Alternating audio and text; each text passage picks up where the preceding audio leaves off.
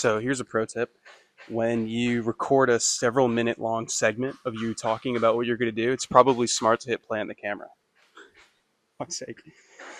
Okay, so today I'm going to test out a starting load. This is for 6.5 Carcano. Let me preface this with this is not a tutorial. This is not a resource for you to use as load data. Do not replicate this. Do not use this load data.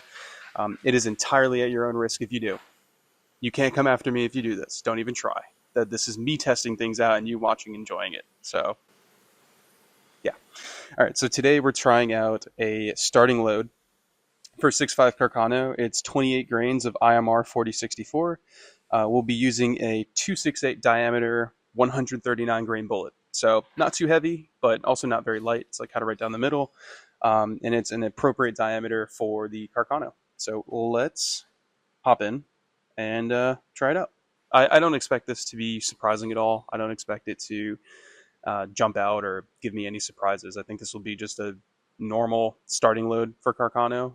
But let's try it out. I'm using our own primed 6.5 Carcano brass, and let's get loading. Let's try it out.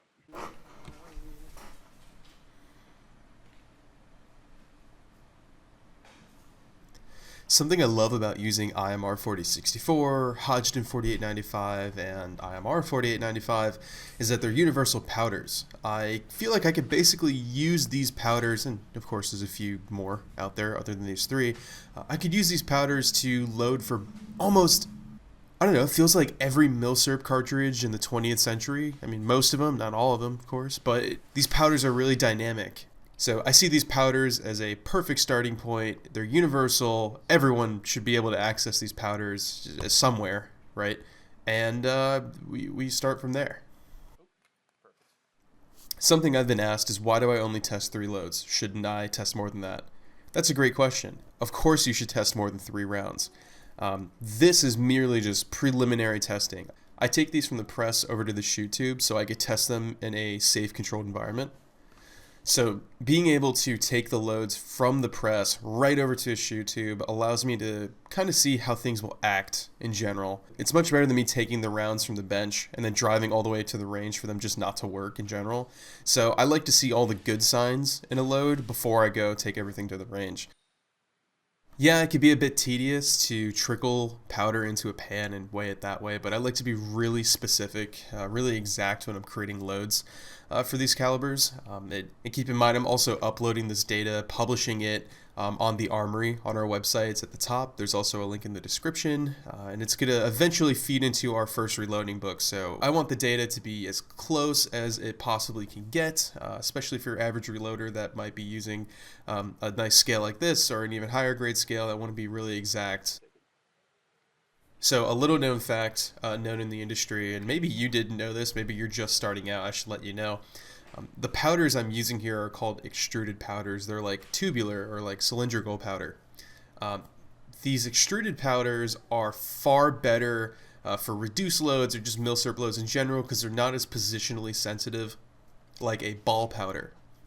Now, if you are a member on the Armory, on our website, you will see that there is a load we just uploaded for Carcano that used a ball powder called H335.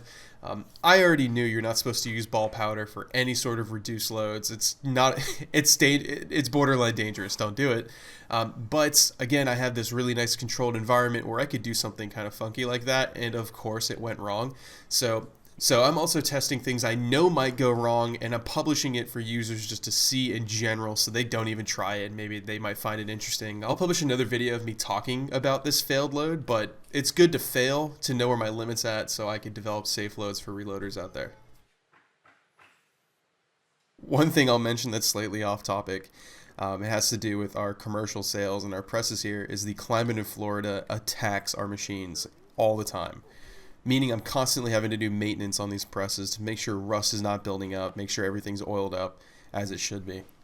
It can be a bit tedious, but then again, it's actually kind of fun. And it beats using a single stage press like a rock chucker or something like that, or a Lee single stage. It is pretty fun to use these large scale machines.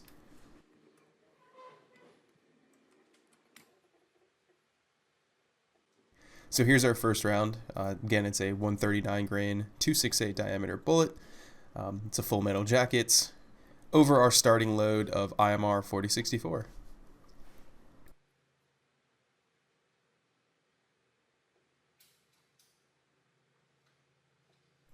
6.5 is my favorite caliber to load. It's such a pleasant experience. It's low recoil, and it's just overall fun to shoot compared to like 8 millimeter.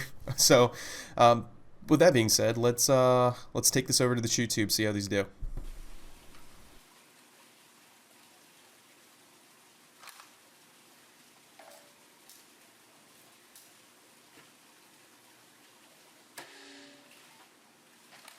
So you may be wondering why I take such low quality or rifles in poor condition to test it out. And this goes into my manufacturing process and how I actually ensure my loads are as safe as possible and work the best.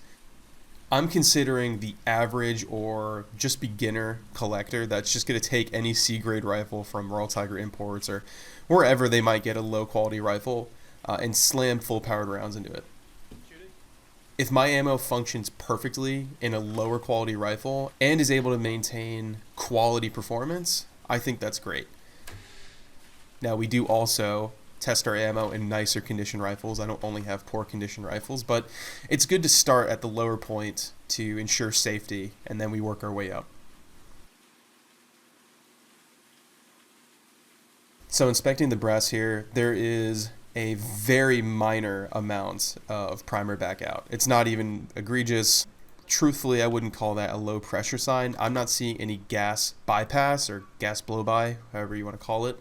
This is probably just a headspace issue on the rifle. I pulled it off the wall at RTI. It's not in pristine condition, and a lot of the bolts aren't matching, so I imagine that it's probably a rifle issue. But I don't think we're in unsafe territory here. So checking out the case here, I'm looking for any markings or scoring, anything that would tell me there's something wrong, and I don't see anything wrong here. That little dent on the case mouth is from the extractor, or sometimes it just gets ejected and thrown onto the floor, so that's typically what causes that. Heading back to the bench just to go over the results, I have to stop sometimes and just admire and kind of think of where I'm at. It's truly an awesome experience to be able to do what I'm doing where I'm doing it. I'm truly grateful for the support I've gotten from my partner and the community that's helped me get to where I'm at. So I'm happy to continue doing this, and I'm really excited for what we could do in the future.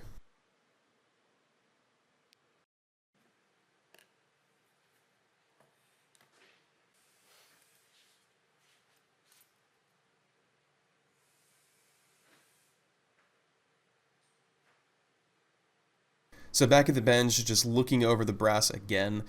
Like I said, this is just the first 3 rounds. So when I go to the range, there will be further inspection. I'm going to shoot way more than 3 rounds, and we're going to see how things look. Overall, I would say this is a great starting point for 6.5 Carcano. It's a readily available powder, and so it would be ideal for your average reloader that's looking to enjoy their rifle.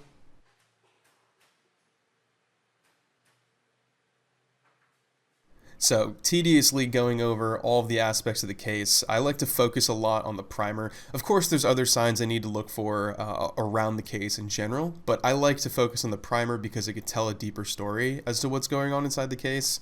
Of course, just talking again about the classic signs, cratering, flattening, back out, all these different signs or subtleties can tell me a story as to what's actually going on in the case. I like to focus on how the primer looks. Overall, I would say this is a great starting point for 6.5 Carcano using this powder.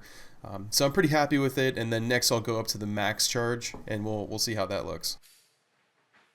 So we just tested out 28 grains of IMR 4064 using a 268 diameter bullet, 139 grain. Overall, I would say the 28 grains of powder, I think it functions safe. I think there's one minor thing here that I'm not a fan of is just a very small amount of primer back out.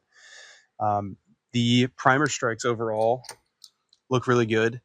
I'm not seeing any flattening. I'm still seeing a lot of roundness and just nice concentric and equal strikes between the three. And the thing is, I'm not really getting low pressure sign at the front of the case, at like the shoulder. I'm not getting any gas bypass. So I'm gonna take this load to the range. I'm gonna keep it going, and we'll see if it is fine. My guess is the primer back out might have something to do with the condition of the rifle, maybe just a little bit of headspace or the bolt face just being kind of out of spec. So I will take this to the range and see how it performs, and I'll see you there when we do that. So overall, I'd call it good day, and I will see you on the next one. Bye.